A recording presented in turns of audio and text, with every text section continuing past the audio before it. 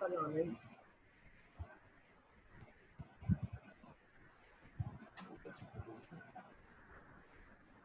Hello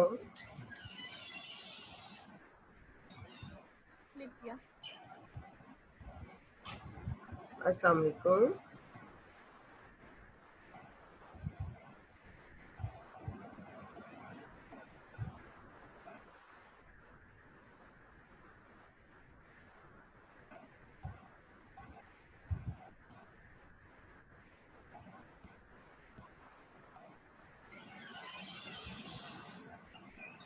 جی بیٹا.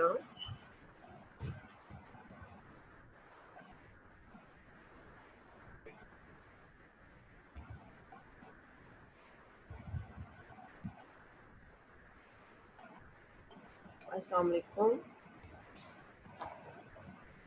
وعلیکم السلام. جی جی بیٹا. خدیجہ اور طیبہ بیٹے کل آپ لوگوں نے لیکچر اٹینڈ کیا تھا. ہم شروع کر رہے تھے مس کل میں نے نہیں.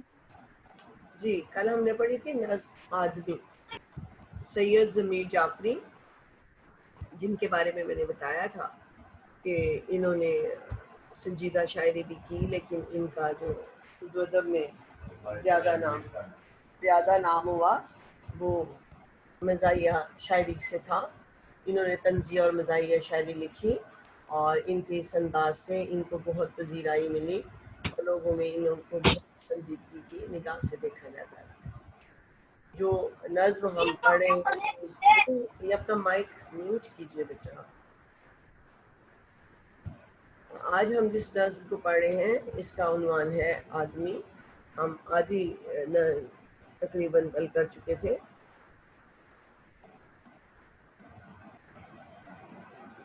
جی آپ کے سامنے اسکرین پہ نظم ہے. اس کا جو مقصد تھا، جو مین خیال تھا وہ یہی تھا کہ آج کا آدمی ان محبت کو چھوڑ کر اور زر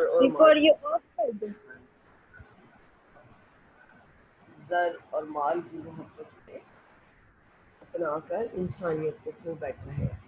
اور آج کا جو آدمی ہے وہ علم و محبت سے خالی ہے اور مال و دولت کا پرستار ہے.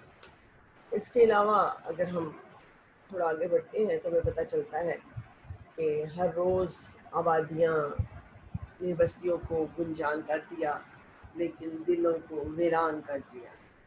آدمی تو بہت ہے مگر انسان بہت کم ہے. یعنی اگر آپ یہ کہیں بے جانیوں کا کہ زندہ اور چلتی پھرتی لاشیں نظر آتی ہیں. آج کا انسان فیشن زدہ ہے اور فیشن زدہ آدمی جو ہے وہ خوبصورت بننے کے خیال میں بیمار لگ رہا ہے. ہمت اور جواں مردی کھو بیٹھا ہے.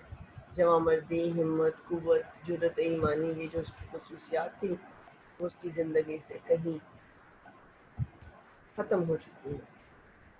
اور جو چوتھا شعر ہم کر رہے تھے، زندگی نیچے کہیں منہ دیکھتی ہی رہ گئی، کتنا اونچا لے گیا جینے کا معیار آدمی. کہ آج معیار زندگی بہت بلند اور معیار کردار بہت پست ہے. یعنی ہم زندگی کے لیے تو بہت اونچی اڑان بھر رہے ہیں لیکن ہمارا جینے کا جو انداز ہے وہ انتہائی غلط ہے. شاعر کا یہ کہنا، شاعر نے بہت ہی سادہ انداز میں ہمیں یہ بات واضح کی کہ اگر ہم دیکھیں تو لوگ ہمیں جیتے تو نظر آئیں گے. ہم نے زندگی کا معیار تو بہت اونچا کر لیا لیکن کہیں زندگی کا سٹینڈرڈ اونچا کرتے کرتے ہم لوگ بہت پیچھے رہ گئے.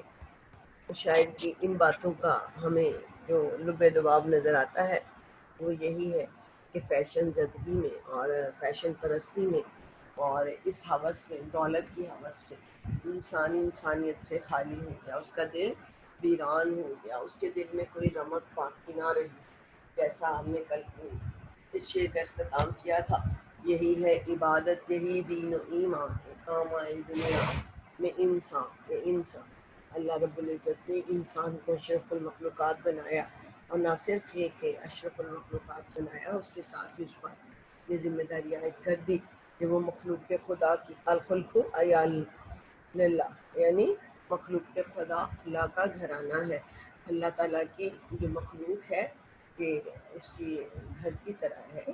کس طرح گھر کی طرح یعنی جس طرح ایک ماں بچوں سے پیار کرتی ہے، اسی طرح اللہ رب العزت اب اس کائنات میں موجود اپنی مخلوق سے پیار کرتے ہیں، کیونکہ اللہ خالق ہے، اللہ رازق ہے، اللہ قادر ہے، اللہ مطلق ہے، سمیع بصیر علیم قہار غفار، سب خصوصیات اللہ ہی کو زیب دیتی ہیں.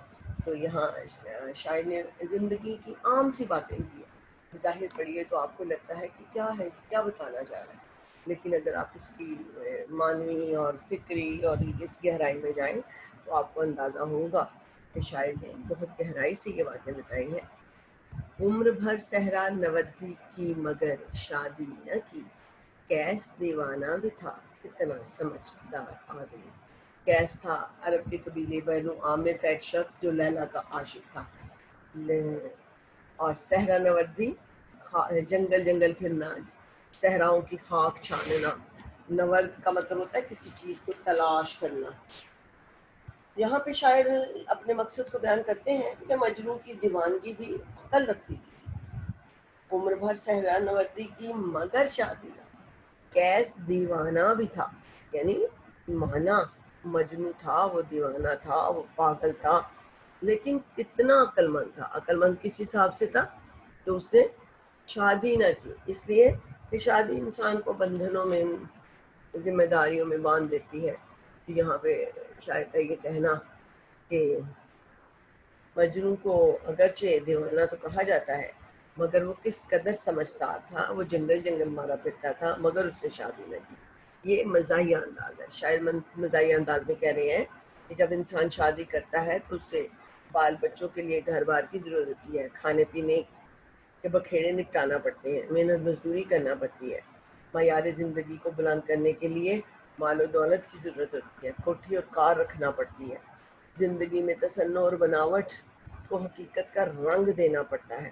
یوں ایک شادی کے بعد انسان ہزاروں مصیبتوں کا شکار ہو جاتا ہے. یعنی دیکھیں صرف شادی اس چیز کا نام نہیں ہے کہ آپ خاتون خانہ کو گھر لے آئیں.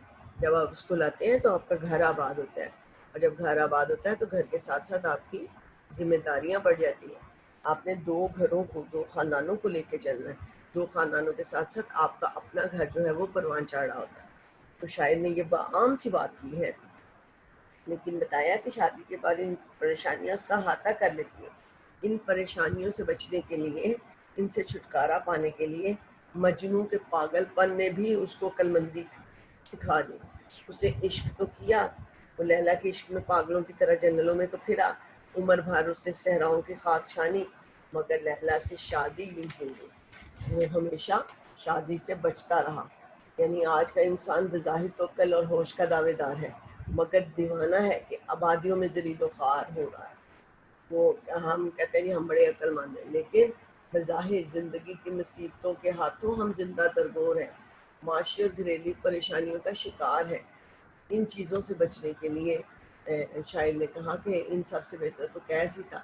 کیس کی صحرا نوردی کے ذکر کرنے کو شعر کو تنمیم بنا دیا. دیکھیے ہم پڑھتے ہیں کہ جب کسی شعر میں کسی تاریخ کا یا ہسٹری کا کوئی ایک واقعہ آپ کو یاد آ جائے، کوئی بات آپ کے ذہن میں کلک کر جائے، اس کو تلمیح کہتے ہیں. شعر میں یا کسی چیز میں کسی چیز کا ذکر اگر آپ کو کسی چیز کی یاد دلا دے تو اس کو تلمیح کہتے ہیں. یہاں کیس کے ذکر نے آپ کو یہ یاد دلا دیا کہ جو تھا کیس کیا تھا اور کیس کی کیا سچویشن تھی، ساری باتیں آپ کو یہ بتا رہی ہیں. جی بیٹا، یہ ابھی دو بچے ایڈ ہوئے ہیں، فاطمہ عمر، آپ لوگ بیٹا شامل ہو چکے ہو. Are you edit? اگلا شعر دیکھیے. یعنی یہاں پہ شاعر نے یہ بات واضح طریقے سے بتا دی کہ انسان آبادیوں میں پریشان حال دیوانوں کی طرح زندگی گزارتا ہے، اور کیس کی شعر میں تلمیح کا رنگ دے دیا ہے، صحیح تلمیح بنا دیا ہے کہ صحرا نوردی صحراؤں میں کیس نہیں خاک چھانی تھی. دانش و حکمت کی ساری روشنی کے باوجود کم ہی ملتا ہے زمانے میں کم آزار آدمی. اب یہاں پہ شاعر کیا بات کہہ رہا ہے؟ یہاں پہ شاعر بتاتا ہے دانش و حکمت کی روشنی یعنی علمی ترقی، کم آزار، کسی کو تکلیف نہ دینے والا۔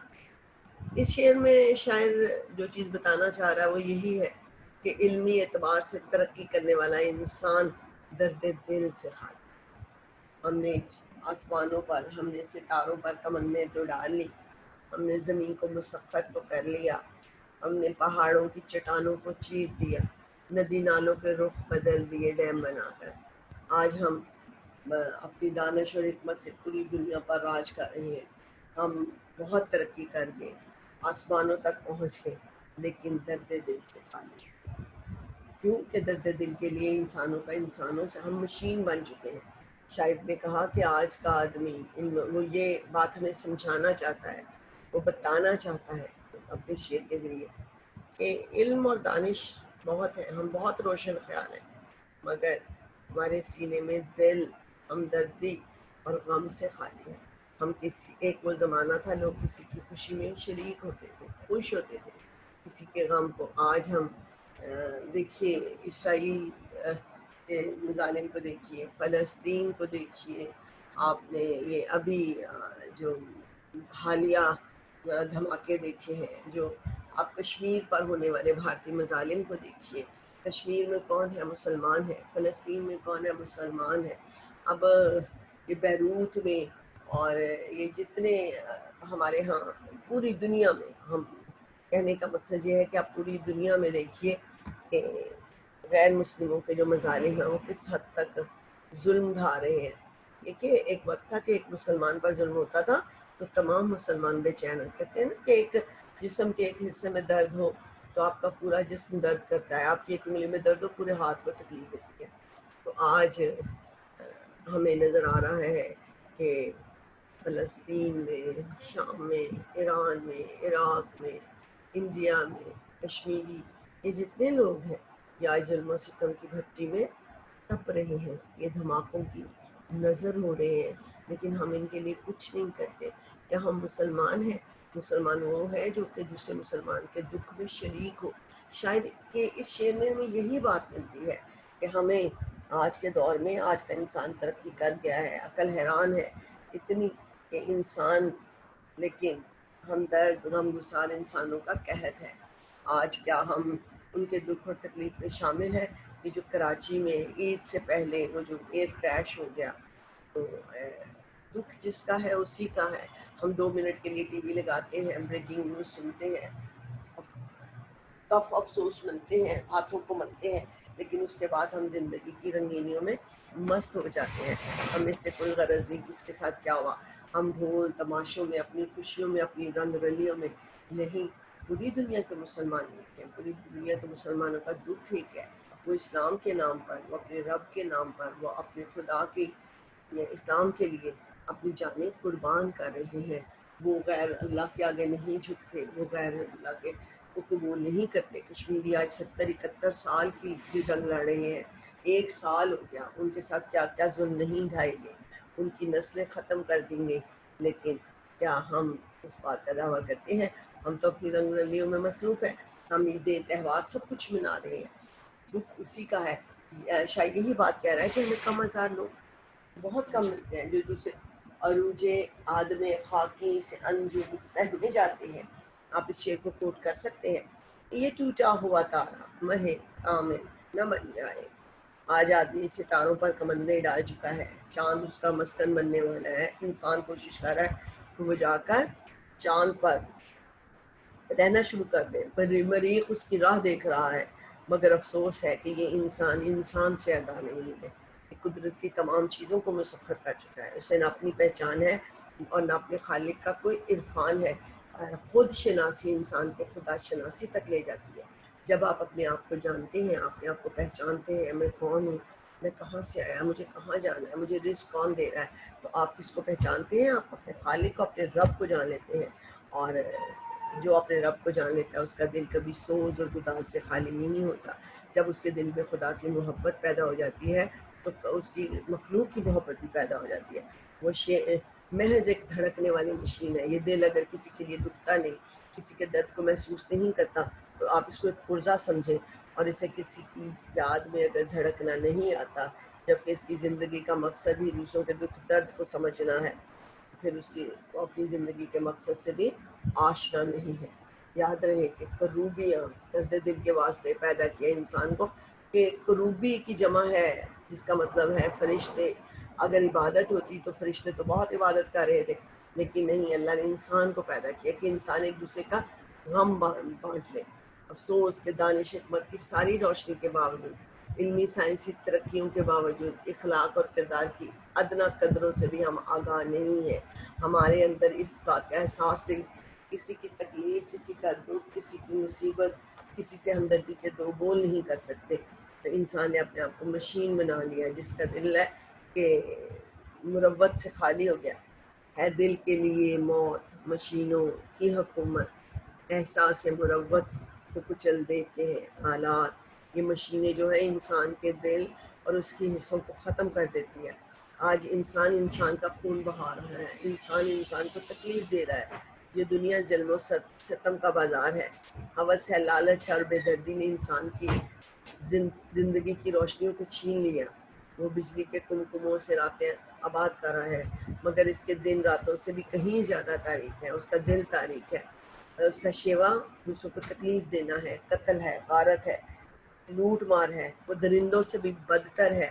تو شاید اسی بات کی طرف اشارہ کرتا ہے۔ وہ یہ بتانا چاہتا ہے کہ کچھ اصولوں کے مطابق درندے بھی، ان کا اصول ہے بڑا جانور چھوٹے پر، چھوٹا اس سے چھوٹے پہ جبڑتا ہے۔ حقیقت ہے کہ عقل کی ترقی نے ہم سے دل کا نور چھین لیا۔ خدا تو ملتا ہے، انسان ہی نہیں ملتا۔ یہ چیز وہ ہے جو دیکھی کہیں کہیں میں نے، کہ یہ کہیں کہیں ہمیشہ خال خال نظر آتی ہے۔ جی بیٹا اگلا شعر دیکھیے۔ دل رہینے سومائے دستار رہنے میں قدا، تھا ضمیر جعفری بھی ایک مزیدار آدمی۔ شاعر کہتا ہے رہن، رہن کہتے ہیں گروی رکھنا، یعنی رہین بولتے ہیں گروی رکھی ہوئی۔ سوما، سومائے کلیسا گرجا، یعنی ان کی عبادت کی جگہ۔ دستار پگڑی کو کہتے ہیں جو سر پہ کلاه پہنتے ہیں۔ ضمیر جعفری عبادت خانے اور شراب خانے دونوں کا شوقین ہے۔ اس کی زندگی منافقت کا شکار ہے۔ وہ کہتا ہے کہ جو دل ہے اس کا کس قدر خوبصورت آدمی ہے۔ وہ اپنے بارے میں خود بتاتے ہیں کہ اس کا دل عبادت خانے میں رہتا ہے، مگر اس نے اپنی پگڑی کو شراب خانے میں گروی رکھ دیا ہے۔ شراب پینے کی جب طلب ہوتی ہے، اس کی زندگی منافقت کا شکار ہے اور وہ دنیا کو دھوکہ دے رہا ہے۔ کس طرح دھوکہ دے رہا ہے؟ ضمیر جعفری بظاہر عبادت گاہوں میں جاتا ہے کہ لوگ اسے پرہیزگار سمجھ کر اس کی عزت کریں، مگر اس کا دل شراب خانے میں بھی اٹکا ہوا ہے۔ اس کے پاس شراب نوشی کے لیے مال اور دولت نہیں ہے۔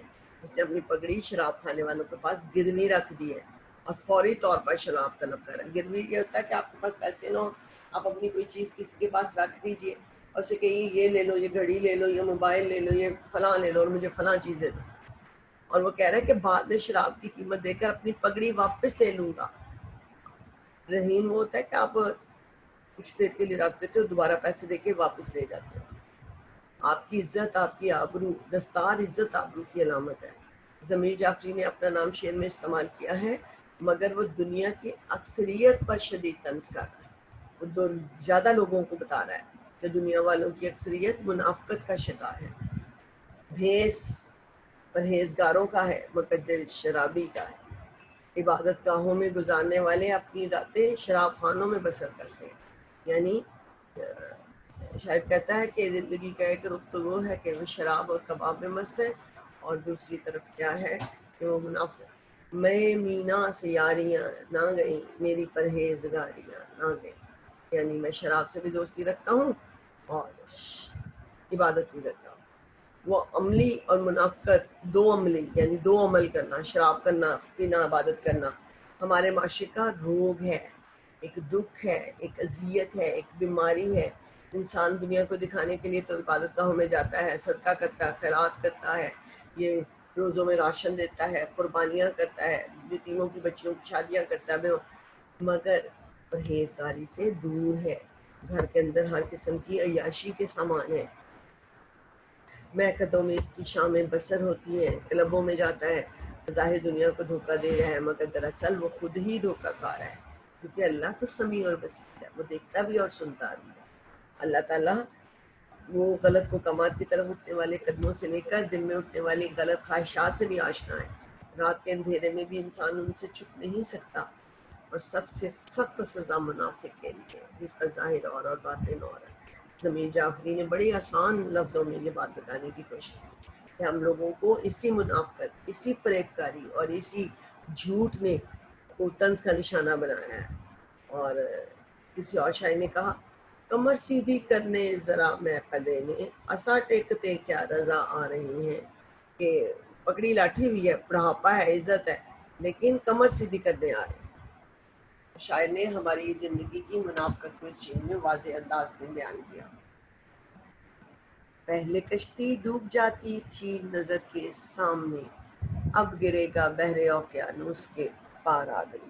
بحر اوقیانوس کے پار سمندر کا ایک بڑا حصہ ہے جو امریکہ کے مشرق اور یورپ اور افریقہ کے مغرب کی طرف آتا ہے۔ امریکہ جاتے ہوئے راستے میں جو پڑتا ہے سمندر، اس کو بحر اوقیانوس، اس کی ایک سمت امریکہ کے مشرق میں ہے اور دوسرا یورپ اور افریقہ کے مغرب کی طرف۔ سائنسی ترقی نے فاصلوں کو سمیٹ دیا ہے۔ کہا کہ پہلے کشتی سمندروں میں ڈوب جایا کرتی، ساحل تک کوئی نہیں پہنچ پاتا تھا۔ اب ذرائع سفر اس قدر تیز ہو گئے ہیں کہ انسان ادھر چلتا ہے ادھر امریکہ میں جا اترتا ہے۔ پہلے بحری بیڑے تھے، جہاز، آج جہاز میں بیٹھیے اور آپ ایک دن کے بعد وہاں پہنچ جائیے۔ پہلے لوگ دریاؤں، سمندروں میں کشتیوں، سمندری جہازوں کے ذریعے ایک ملک سے دوسرے ملک جاتے تھے۔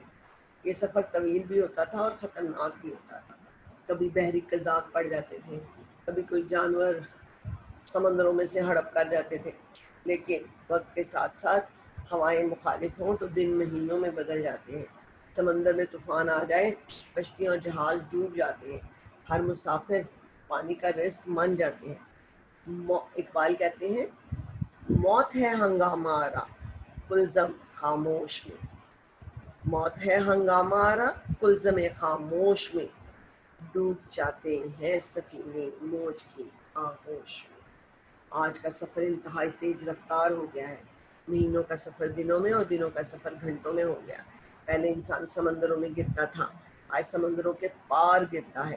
آج جہاں ہے چند گھنٹوں میں بحر اوقیانوس کے پار ہوگا، امریکہ پہنچ جاتا ہے۔ آج سائنسی ترقیوں نے دنیا کی وسعت کو سمیٹ دیا، آج پوری دنیا ایک شہر سا بن گئی۔ آج کا سفر انتہائی آسان ہے، ذرائع ابلاغ آسان ہے۔ پہلے لوگ قافلوں میں سفر کرتے تھے، راستے میں بیابان آ جاتے تھے، چنانچہ کئی مسافر راستوں ہی میں مر جاتے تھے اور بہت کم منزل تک پہنچ پاتے تھے۔ اندھیری رات تھکی ہمتیں، گراں منزل، سلامتی کی دعا مانگ کارواں کے لیے۔ شاعر اسی حقیقت کو آسان الفاظ میں بتاتا ہے اور بظاہر مزاحیہ انداز میں بیان کرتا ہے، لیکن زندگی کی تلخ حقیقتوں کی طرف نشاندہی کرتا ہے۔ انسانیت، منافقت، آدمیت کا ذکر کرتا ہے۔ وہ بتاتا ہے کہ انسان انسانیت سے دور ہو گیا، لوگ بے بس ہو گئے۔ اس شعر میں بھی شاعر نے یہی بات کہی ہے کہ ساحلوں پر کھڑے لوگ بے بسی سے ان کے ڈوبنے کا منظر دیکھتے تھے، مگر آج انسان سمندر میں نہیں، سمندر کے پار جا گرتا ہے۔ پہلے انسان ڈوبتا تھا تو کسی کو پتہ بھی نہیں چلتا تھا، آج آپ کی نگاہوں کے سامنے تمام حادثے ہو رہے ہیں، آپ اس کو ویژولائز کر رہے ہیں، آپ کو پوری دنیا دیکھ رہی ہے، دھماکہ ہو، ترقی ہو، سفر ہو، ایڈونچر ہو، آج پوری دنیا کے ہاتھ میں موبائل کی شکل میں یہ ترقی آ چکی ہے۔ زندگی ہی سے انسان آگا، گویا شعر کا سارا حسن بحر اوقیانوس کے پار گرنے میں ہے۔ زندگی میں اس قدر محرومیاں ہم کو ملی، سامنے ہوتے ہوئے بھی دوریاں ہم کو ملیں۔ شاعر نے، اور یہی ترقی یافتہ انسان کا المیہ ہے، یہی ترقی انسان کے لیے المیہ بن گئی کہ وہ محض اسباب پر بھروسہ کر رہا ہے اور مالک اسباب کو بھولا ہوا ہے۔ اس پوری نظم میں شاعر نے یہ بات واضح کر دی کہ انسان جو مرضی ترقی کر لے، جہاں تک مرضی اس کی پہنچ ہو جائے، وہ اپنی منافقت سے جان چھڑا لے، وہ انسانیت کا درس رکھے، وہ آدمیت کا خیال کرے، اور ضروری ہے کہ انسان کی مدد کرے۔ بظاہر ایک سمپل سی اور سادہ سی نظم، آدمی کہ آدمی کیا ہے، اس کے انداز کیا ہے، اس کے رنگ ڈھنگ کیا ہے، اس کے جینے کا طور طریقہ کیا ہے، شاعر نے بڑے سادہ اور مزاحیہ انداز میں زندگی کی تلخ حقیقتوں کی نقاب کشائی کی ہے اور اس سے نقاب اٹھایا ہے کہ آج کا انسان ترقی تو کر چکا، ہر چیز پا چکا، لیکن اس کا دل محبت سے خالی ہو گیا، وہ انسانیت سے خالی ہو گیا، اس کے دل میں کسی کا درد نہ رہا اور اس ترقی نے اس کو زوال کا سبب بنا۔ جی بیٹا، آپ لوگوں کو یہ سمجھ آ گئی؟ جی پیارے بچوں،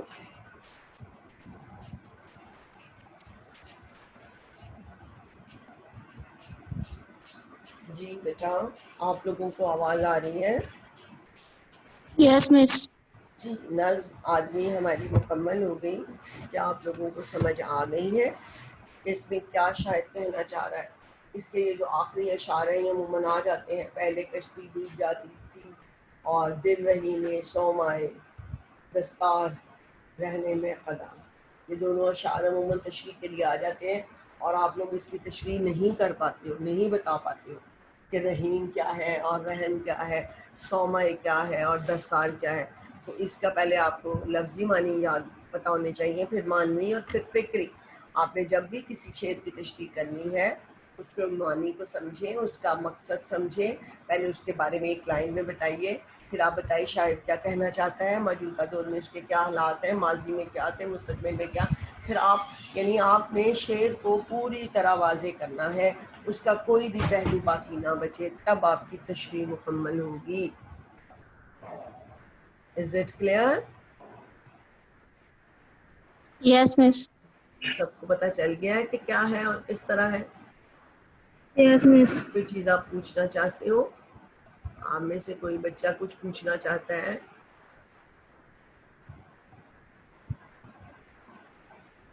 نو مس. آپ لوگوں کو کلیئر ہو گیا سارا؟ کل بلاتی کا مینس بتا دیں. کل بلاتی ہے بڑھ گئی ہیں، آبادی بڑھ چکی ہے، چیختی چنگاڑتی، کل بلانا چیخنا چنگاڑنا، یعنی دیکھیے نا جیسے آپ اکثر اوقات دیکھیے کہ گھر میں 3 فیملیز آباد ہے، ایک ایک کمرہ ملا ہوا ہے، ایک کمرے میں 6 7 لوگ ہیں، تو اسی طرح ان آبادیوں کو دیکھیے نا، گاؤں سے لوگ بیچ کر شہر آ گئے، شہروں میں ہجوم بڑھ گیا ہے، آپ کو ارد گرد جو رش اور گنجان آبادی اس کو ہم کہیں گے کل بلاتی بستی، گنجان آبادی۔ اوکے مس. جی اور کچھ بیٹا؟ نو مس.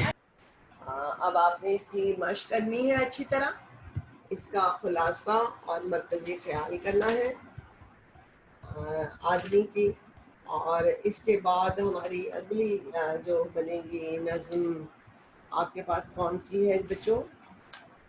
اگلی نظم کرنی ہے یا کل ہم ادھر سے کہانی کر لیں؟ جی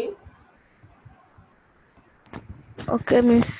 کل ہم نے ہوائی کی تھی، ہم پہلی فتح جی کر ٹیچر. چکے ہیں، ہم دستک کر چکے ہیں، ہم ہوائی کر چکے ہیں۔